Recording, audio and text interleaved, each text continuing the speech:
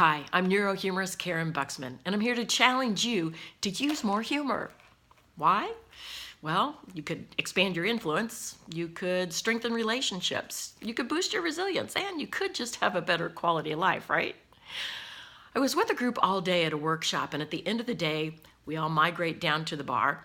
And the VPs that I'd been spending the whole day with, at this point now, they are more relaxed and funnier than I'd seen them all day. I turned to the VP on my left and I said, "Mark, I had no idea you were so funny. Why weren't you this funny on stage?"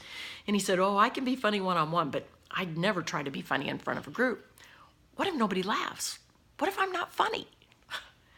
The number one pushback that I get from high performers when I challenge them to use more humor is when they say, "What if nobody laughs? What if I'm not funny?"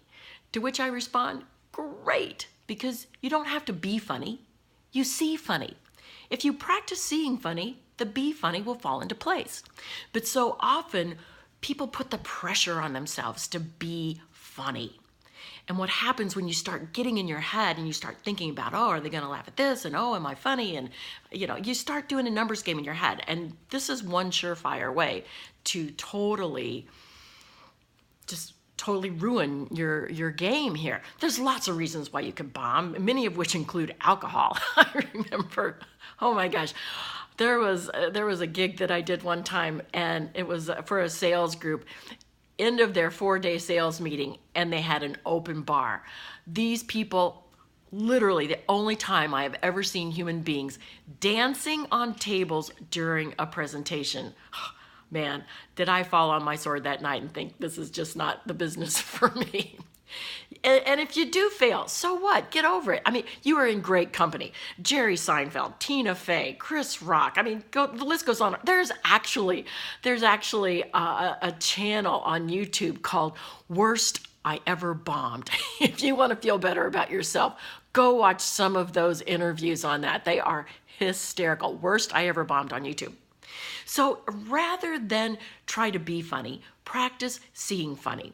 And don't tell me, "Oh, but you don't understand. There's nothing funny happening in my life." Because if that is your belief, then that's going to be your reality. But here's my challenge for you over the next 24 hours.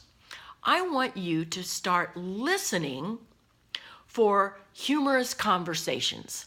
I want you to start listening for something funny that people say. Because when you challenge yourself to do this, here's what you do. You are stimulating a part of your brain called the reticular activating system. And this is a filter that helps you get more of what you want. So if you tell your brain, "I want to hear more funny conversations," it starts filtering things so that it raises your awareness. So at first, maybe the first few hours, the first day or two, you're not hearing funny conversations, or at least not that many.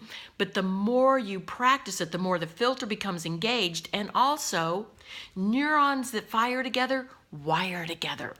Hebb's law. So you're actually training your brain to capture more humor. If you want bonus points, share one of these conversations with another person. I'd love to hear them. So that's your challenge right now. Practice seeing funny by listening for humorous conversations. Push the limits, practice, be intentional, because that's what high performers do. So go out, practice your superpowers, and remember that humor is power.